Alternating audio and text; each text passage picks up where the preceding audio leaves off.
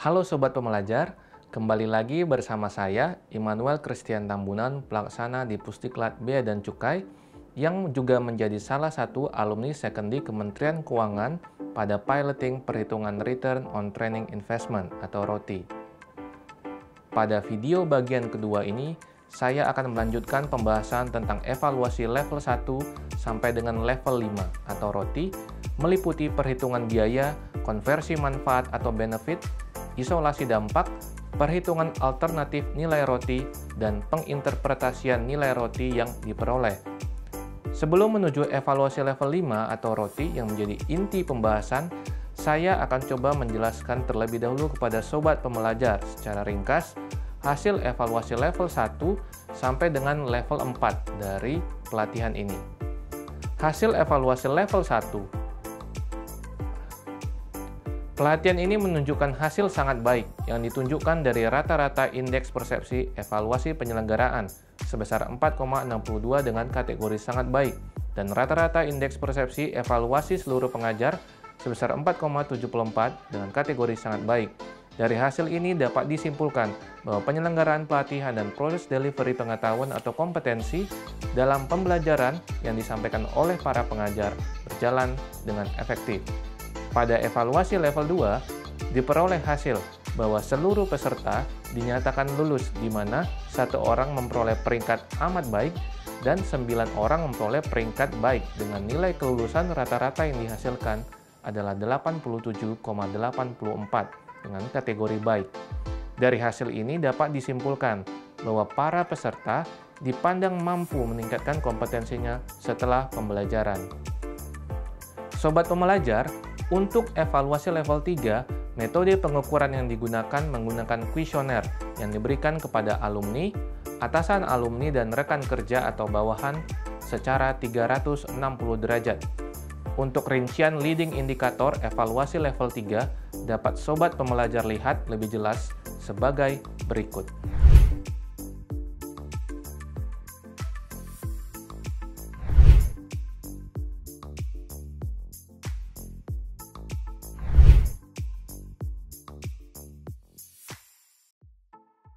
Dari hasil pengukuran evaluasi level 3, terlihat bahwa yang pertama, tingkat kepercayaan diri, komitmen, dan perilaku peserta pembelajaran untuk dapat mengimplementasikan materi pembelajaran berada pada rata-rata rentang di atas 4 dengan kategori baik.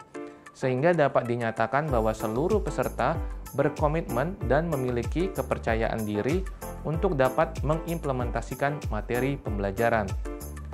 Yang kedua, terjadi perubahan kompetensi dengan rentang perubahan positif antara 0,21 sampai dengan 0,9, sehingga pelatihan ini dapat diyakini telah efektif dalam meningkatkan kompetensi alumni pasca pelatihan. Selanjutnya, pada evaluasi level 4 yang mengukur hasil akhir atau dampak pelatihan terhadap kinerja alumni, dihasilkan 2 leading indikator, yaitu yang pertama adalah jumlah total penugasan yang dilakukan alumni selama 6 bulan terakhir, berdasarkan data jumlah surat perintah atau esprint yang diterbitkan dengan hasil 57 penugasan. Yang kedua, persentase penugasan atau surat perintah yang berhasil dilakukan penindakan NPP. Diperoleh hasil bahwa jumlah penugasan yang dilakukan melalui penerbitan ST atau esprint setiap bulannya telah berhasil menghasilkan minimal 1 sampai dengan 4 frekuensi penindakan NPP dengan total penindakan 15 frekuensi dari 57 frekuensi dari ST atau esprint yang terbit atau 26,32% selama bulan Januari sampai dengan Juni 2023. Nah, sekarang kita akan masuk ke pembahasan evaluasi level 5 atau ROTI. Pada piloting ini, telah berhasil ditetapkan leading indikator yang telah disepakati dengan menggunakan pendekatan pencegahan kerugian negara, yaitu jumlah NPP yang berhasil dilakukan penindakan dan dikonversi ke dalam nilai rupiah dibandingkan dengan jumlah biaya pelatihan yang dapat diperhitungkan. Untuk lebih jelas, Sobat Pembelajar dapat melihat rumus yang digunakan dalam menghitung ROTI menurut Jack J. Phillips sebagai berikut.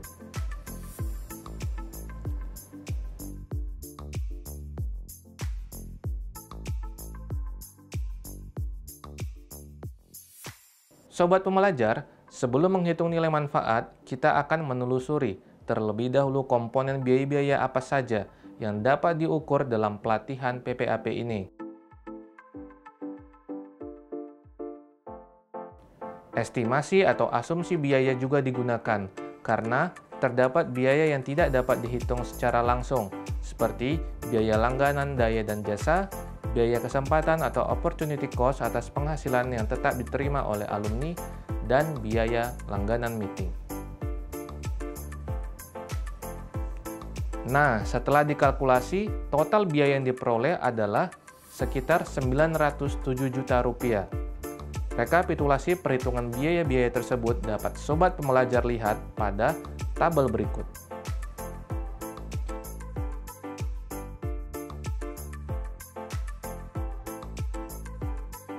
Selanjutnya, kita akan lakukan perhitungan sekaligus konversi total manfaat. NPP yang berhasil dilakukan penindakan ini biasanya diperdagangkan dalam berbagai jenis dan satuan, seperti gram, kilogram, butir, dan sejenisnya. Data hasil penindakan ini diperoleh dari buletin bulanan Subdit Unit Anjing Pelacak K9. Yang harus sobat pembelajar ketahui juga, karena dalam kegiatan penindakan tersebut, PPAP bekerja dalam tim, sehingga terlebih dahulu harus dilakukan identifikasi dan filtering terhadap penindakan yang hanya melibatkan alumni pelatihan saja. Hasilnya adalah diperoleh 15 penindakan yang telah dilakukan selama kurun waktu Januari sampai dengan Juni 2023. Data NPP yang berhasil ditindak dan disita tersebut kemudian dilakukan konversi ke nilai moneter atau rupiah menggunakan harga pasar yang ditetapkan BNN dan dasar harga pasar lain sesuai sumber yang terpercaya. Setelah dilakukan konversi, diperolehlah nilai gross benefit yang dihasilkan para alumni PPAP dengan nilai sekitar 96 miliar rupiah jika menggunakan harga NPP terendah dan sekitar 369 miliar rupiah jika menggunakan harga NPP tertinggi.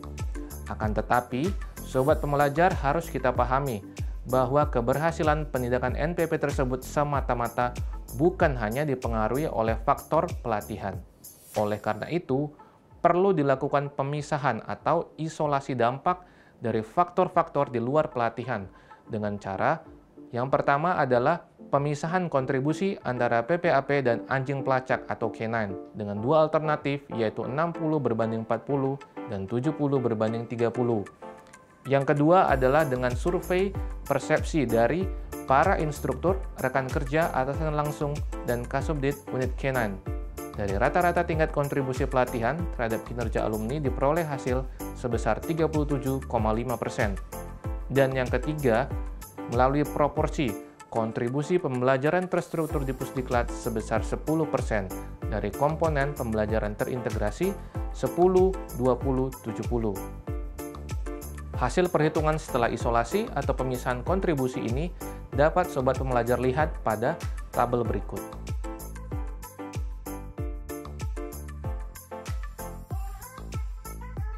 Kemudian, dalam survei persepsi digunakan 5 faktor, yaitu man atau learning, method, machine, money, dan material.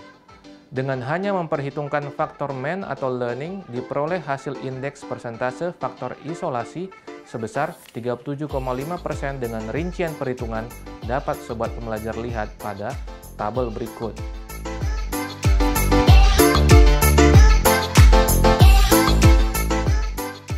Dengan hanya memperhitungkan isolasi survei persepsi dan mengurangi total biaya, maka dihasilkan roti versi 1 dengan nilai terendah adalah 916% dan yang tertinggi adalah 4.261%. Selanjutnya, dengan memperhitungkan isolasi, survei persepsi, dan pembelajaran terintegrasi, maka diperoleh roti versi 2 dengan nilai terendah 2% dan yang tertinggi 336%. Sobat pembelajar dapat melihat secara rinci pada tabel berikut.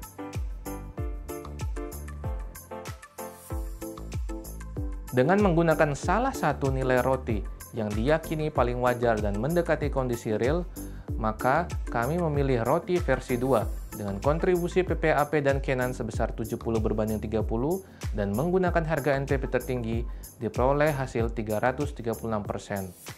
Dari nilai ini dapat disimpulkan bahwa program pelatihan teknis PPAP Angkatan 2 tahun 2022 telah mampu menghasilkan keuntungan bersih atau net benefit secara finansial sebesar 3,36 kali lipat dari biaya pelatihan yang dikeluarkan. Dengan kata lain, setiap Rp1 yang diinvestasikan dalam program pelatihan ini akan memberikan net benefit sebesar Rp3,36. Nah, bagaimana sobat pembelajar? Sudah lumayan paham kan? Akan tetapi, karena piloting ini bersifat penelitian yang pasti memiliki keterbatasan, maka demi penyempurnaan dalam penelitian perhitungan roti ke depannya, kami sangat merekomendasikan sobat pembelajar untuk melakukan penelusuran biaya yang lebih detail dan penentuan nilai manfaat yang tentunya lebih akurat untuk memperoleh hasil yang lebih presisi. Sobat pembelajar, tidak terasa bersama-sama telah kita bahas bagaimana tahap demi tahap evaluasi level 1 sampai dengan level 5, yaitu perhitungan roti pada salah satu pelatihan di Pusdiklat Bea dan Cukai. Mudah-mudahan sobat pembelajar semakin tercerahkan ya tentang bagaimana melakukan piloting perhitungan return on training investment. Sampai jumpa di video pembelajaran berikutnya. Terima kasih.